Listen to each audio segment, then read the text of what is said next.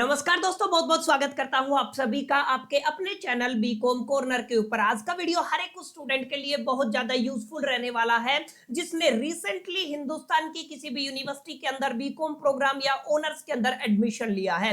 देखिए, most probably अगर आप लोग दिल्ली यूनिवर्सिटी के स्टूडेंट है तो आप सभी के लिए 100% वैल्यूएबल वीडियो रहने वाला है। उम्मीद करता हूं आप लोग इस वीडियो में आखिरी तक जरूर बने रहेंगे और अगर आपको ये वीडियो यूजफुल लगता है तो इसे लाइक करके अपने दोस्तों के साथ शेयर जरूर करेंगे। देखिए, आज की वीडियो का एजेंडा बहुत सिंपल है। आज की वीडियो में मैं आपको बताने वाला हूं, अगर आप लोग बीकॉम प्रोग्राम या ऑनर्स की तैयारी कर रहे हैं तो पहले सेमेस्टर के दरमियान आपको जो आपके कोर सब्जेक्ट देखने को मिलते हैं, माने जितने भी आपके डिसिप्लिन वाले सब्जेक्ट हैं, जितने भी आपके कंपलसरी सब्जेक्ट है, जितने भी आपके मेन सब्जेक्ट हैं, उन तमाम सब्जेक्ट के नाम आज की वीडियो में हम लोग डिस्कशन करेंगे। हम लोग देखेंगे कौन सा सब्जेक्ट आपका हार्ड रहेगा, कौन सा सब्जेक्ट इजी रहेगा, कौन सा सब्जेक्ट मॉडरेट रहेगा, कौन सा सब्जेक्ट आपको थ्योरेटिकल देखने को मिलेगा, कौन सा सब्जेक्ट आपको प्रैक्टिकल देखने को मिलेगा।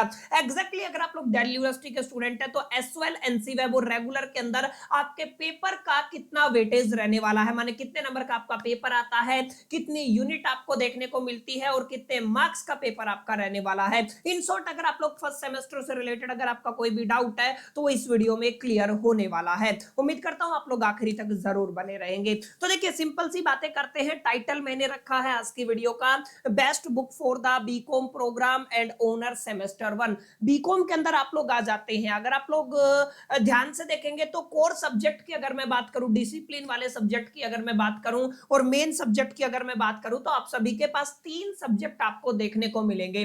पहला सब्जेक्ट आपका रहेगा फाइनेंशियल अकाउंटिंग। बहुत इंपॉर्टेंट प्रैक्टिकल और थ्योरेटिकल सब्जेक्ट रहने वाला है। ये one of the difficult paper रहेगा आपके सेमेस्टर 1 का। अगर बात करूं सेकंड पेपर की या सेकंड सब्जेक्ट की, सेकंड सब्जेक्ट आपका बिजनेस लॉ रहने वाला है और बिजनेस लॉ आप सभी के लिए 101% कंप्लीटली न्यू रहेगा और खास बात यह है, ये पूरा का पूरा पेपर आपका थ्योरेटिकल रहेगा। और तीसरे अगर सब्जेक्ट की बात करूं, तीसरे कोर सब्जेक्ट डिसिप्लिन वाले सब्जेक्ट की मैं बात करूं तो आपका रहने वाला है बिजनेस ऑर्गेनाइजेशन एंड मैनेजमेंट, जिसको आप लोग बीएसटी के नाम से जानते हो। माने ये आपका बिजनेस स्टडीज ही रहने वाला है जो आप लोगों ने अपने क्लास 11th और 12th के दरमियान पढ़ा है। तो ये 3 सब्जेक्ट रहेंगे। वैसे अगर आप लोग दिल्ली यूनिवर्सिटी को पकड़ के चलते हैं, चाहे आप लोग रेगुलर की बात करें, एसवाल की बात करें या एनसीवेब की बात करें, आपका मोर देन 90% सिलेबस सभी में सेम रहने वाला है। आपकी किताबें सेम रहेगी, सिलेबस सेम रहेगा, बस पेपर का पैटर्न आपको थोड़ा सा ऊपर नीचे देखने को मिलेगा। एक चीज आप लोग ये क्लियर कर लीजिएगा, आप हिंदुस्तान की अगर किसी और यूनिवर्सिटी से बिलोंग करते हैं तो भी मोस्ट प्रोबेबली आपको ये 3 सब्जेक्ट ही देखने को मिलेंगे। और अगर आप लोग ओवरऑल सब्जेक्ट की बात करते हैं आपके फर्स्ट ईयर के दरमियान, फर्स्ट सेमेस्टर के दरमियान, तो आपको टोटल 7 सब्जेक्ट देखने को मिलते हैं। ऐसे में बाकी जो सब्जेक्ट है वो कुछ सेक कैटेगरी के सब्जेक्ट है जिसको आप लोग कहते हैं स्किल इनहांसमेंट कोर्सेज, कुछ वैल्यू एडिशन कोर्सेज है जिसको आप लोग वेब कैटेगरी के अंदर रखते हैं और बाकी 3 सब्जेक्ट आपके कोर या डिसिप्लिन की कैटेगरी में आ जाते हैं। अगर मैं बात करूं आपके कोर सब्जेक्ट की, देखिए दिल्ली यूनिवर्सिटी की अगर मैं बात करूं तो कोर सब्जेक्ट के अंदर वही आपका financial accounting, business law, business organisation and management 3 subject आपके रहेंगे। अगर आप लोग फाइनेंशियल अकाउंटिंग की बात करते हैं, आप हिंदुस्तान की किसी भी यूनिवर्सिटी से बिलोंग करते हो, अगर आप लोग एक किताब चूज करना चाहते हैं दोनों के लिए, बीकॉम प्रोग्राम के लिए और ऑनर्स के लिए, जो आपके फाइनेंशियल अकाउंटिंग के फाइनल एग्जामिनेशन के अंदर आपकी 101% हेल्प करे, तो आप लोग डेफिनेटली जे आर मोंगा की किताब की तरफ जा सकते हैं। कुछ इस तरीके की एक किताब दिखती है जिसके अंदर आपको थ्योरी भी मिलेगी, नंबर ऑफ क्वेश्चंस भी मिलेंगे, रिपीटेड क्वेश्चंस भी मिलेंगे, आपको जितने भी तरीके की प्रैक्टिस करने की जरूरत है वो तमाम चीजें आपको जे आर मोंगा की किताब में मिल जाएंगी। तो डेफिनेटली आप लोग इसको ऑफलाइन या ऑनलाइन मार्केट से खरीद सकते हैं। आपकी ये बेहतरीन किताब रहने वाली है। अच्छा, एसवाल एनसीवेब और रेगुलर का सिलेबस सेम रहेगा, बीकॉम प्रोग्राम और ऑनर्स का भी 101% सिलेबस सेम है, लेकिन पेपर पैटर्न बदल जाता है। हालांकि पेपर का जो वेटेज है, मैक्सिमम मार्क्स और टाइम पीरियड है वो सेम रहेगा, लेकिन थ्योरी और न्यूमेरिकल का रेशियो है वो बदल जाता है। नॉलेज की बात करूं तो थोड़ा डिटेल में जाकर के आपको ऑनर्स के अंदर पढ़ना होगा, लेकिन आप अगर बीकॉम प्रोग्राम के स्टूडेंट है या ऑनर्स के स्टूडेंट हैं तो डेफिनेटली आप लोग जे आर मोंगा की किताब की तरफ जा सकते हैं। ये आपके लिए एक बेटर ऑप्शन साबित हो सकता है। वन ऑफ द बेस्ट किताब है। अगर आप लोग अपने सीनियर से बात करेंगे तो वो भी आपको यही सजेस्ट करेंगे और अगर आप लोग अपने प्रोफेसर से बात करेंगे तो वो भी आपको यही सजेस्ट करेंगे। और मैं कहने वाला हूं आपको, ये वाला जो सब्जेक्ट है है one of the difficult subject आपका रहेगा, माने आपका क्या है, ये आपका सबसे हार्ड सब्जेक्ट के अंदर इस सब्जेक्ट को इंक्लूड किया जाता है। तो इसके अंदर आपको इनिशियल लेवल से पढ़ना जरूरी है। जैसे आज आपका 1 अगस्त है, तो 1 अगस्त से आपको पढ़ना जरूरी है। नवंबर तक आप सभी के पास टाइम है। दिसंबर में तो आपके एग्जामिनेशन हो जाएंगे, और उस तरीके के एग्जामिनेशन नहीं होंगे जिस तरीके के एग्जामिनेशन आप लोगों ने 10th-12th के बोर्ड एग्जामिनेशन दिए थे।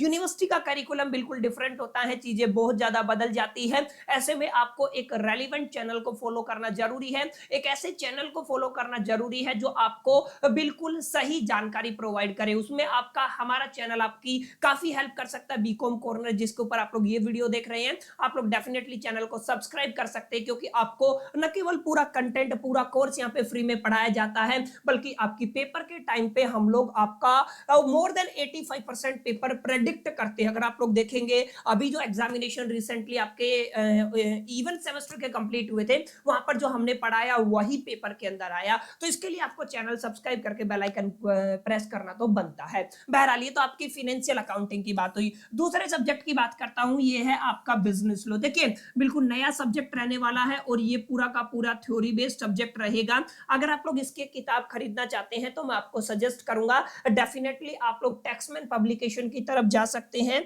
और ये जो किताब लिखी है ये भूषण कुमार गोयल और किनेरी जैन ने लिखी है। हालांकि इसके अंदर टैक्समैन के अंदर भी बिजनेस लॉ के अंदर अलग अलग एडिशन आते हैं। डेफिनेटली आप लोग इस किताब को खरीद सकते हैं। कुछ इस तरीके की किताब दिखती है। हालांकि इसमें आप लोग देखेंगे आपका सुषमा अरोरा की भी लिखी हुई एक किताब है, लेकिन ज्यादा रेलिवेंट बीकॉम प्रोग्राम और ऑनर्स दोनों वाले बच्चों के लिए ये वाली रहेगी, जो आपकी भूषण कुमार गोयल और किनेरी जैन ने लिखी है। तो डेफिनेटली अगर आप लोग बिजनेस लॉ को प्रिपेयर करना चाहते हैं तो आप लोग टैक्समैन पब्लिकेशन की तरफ जा सकते हैं। सिमिलर वे में डॉक्टर आभा माथुर, सीए बोल दीजिए, सीए आभा माथुर की लिखी हुई बिजनेस ऑर्गेनाइजेशन एंड मैनेजमेंट की किताब आपको खरीदनी चाहिए टैक्समैन पब्लिकेशन की। अगर आप लोग सीरियसली पढ़ना चाहते हैं, अपनी ग्रेजुएशन को अपनी जिंदगी का one of the beautiful time बनाना चाहते हैं, तो डेफिनेटली आप लोग इन तीनों किताबों को कंसीडर कर सकते हैं। और भी मार्केट में लॉट ऑफ जो ऑप्शन है वो अवेलेबल है, उनके ऊपर ऑलरेडी मैं आपको 2 वीडियोस प्रोवाइड कर चुका हूं। लेकिन अगर आप लोग दिल्ली यूनिवर्सिटी के स्टूडेंट हैं तो इनके अंदर कोई कॉम्प्रोमाइज नहीं किया जा सकता है। अगर मैं आपको बिजनेस ऑर्गेनाइजेशन की किताब दिखाऊं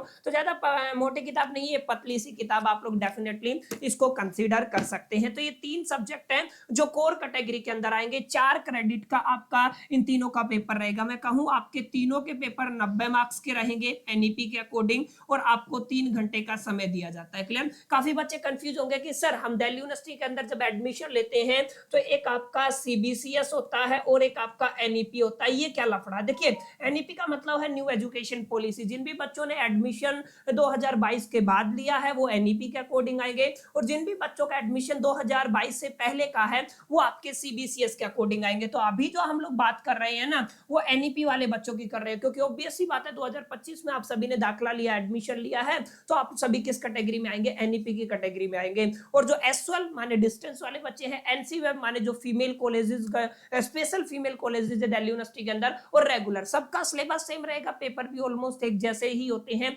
डिफिकल्टी लेवल भी आपका सेम रहता है, तो आपको कंफ्यूज होने की जरूरत नहीं है। तो 3 सब्जेक्ट से माय डियर फ्रेंड्स टोटल आपको ऑलमोस्ट 7 सब्जेक्ट देखने को मिलेंगे। इनके अलावा 4 सब्जेक्ट और हैं जिसके अंदर आप लोग सेक कैटेगरी के सब्जेक्ट देखेंगे, जिसके अंदर आप लोग वेक कैटेगरी के सब्जेक्ट देखेंगे, माने स्किल एनहांसमेंट कोर्सेज और वैल्यू एडिशन कोर्सेज, वो आप सभी ने चूज करना होगा। क्लियर? तो एक छोटा सा वीडियो था जहां पर हम लोगों ने आज की वीडियो में बात की। अगर आप लोग फर्स्ट सेमेस्टर के अंदर आ गए हैं तो आपको कौन सी किताबों की तरफ जाना चाहिए और एग्जैक्टली कौन सी किताब है जो आप सभी के लिए बेहतरीन साबित हो सकती हैं। उम्मीद करता हूं जो भी डाउट आप सभी इस वीडियो में लेके आए थे वो क्लियर रहे होंगे, आपको आपके सवालों का जवाब मिल गया होगा। फिर भी कोई डाउट रहता है तो मेरे को कमेंट करके जरूर बताइएगा, डेफिनेटली आई विल रिप्लाई। उम्मीद करता हूँ सेशन पसंद आया होगा। पसंद आया तो इस वीडियो को लाइक कर दीजिएगा, अगर अभी तक नहीं किया चैनल को सब्सक्राइब कर लीजिएगा, बेल आइकन को प्रेस कर लीजिएगा। चलिए मिलते हैं नेक्स्ट वीडियो में, जब तक के लिए मैं तो सोल दी बस लकी।